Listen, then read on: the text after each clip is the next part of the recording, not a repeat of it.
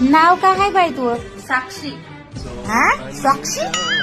साक्षी नाही हो, साक्षी. मला एवढं अवघड नाव येत नाही बाई. लग्न झाल्यावर मी तो नाव कोंडाबाई ठेवणार. म्हणजे कसं, ए कोंडे इकडे ये असं म्हणायला सोपं जाते. सगळा स्वयंपाक कोणा केला? मी आईनच केला आणि मला म्हणली पाहुण्याला सांग की मीच केला म्हणून. लई मोठ्या मनाची आहे मी आई. शिक्षण काय झालंय? 2023 मध्येच 12वी झाली मी. बरं बरं, मग आता काय चालू आहे? आता का?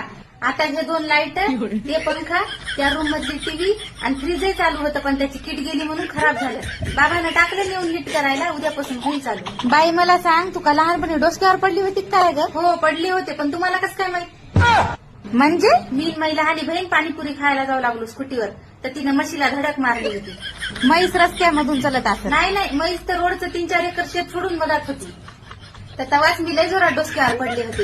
इथं बारक्या मेंदूजवळ मुक्का मार लागला होता मला. असा आबाळ गिबाळ आलाय की लय डोसकं दुखते मग.